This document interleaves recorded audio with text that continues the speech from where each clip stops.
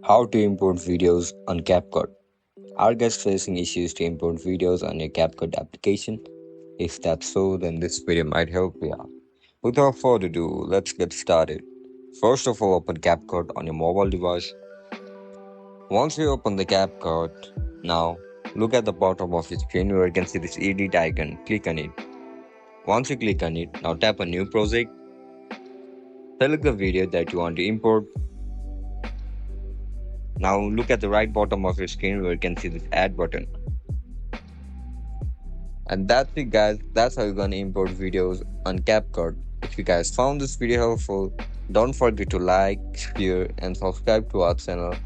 And if you guys have any issues regarding CapCut, make sure to comment down below. Bye bye.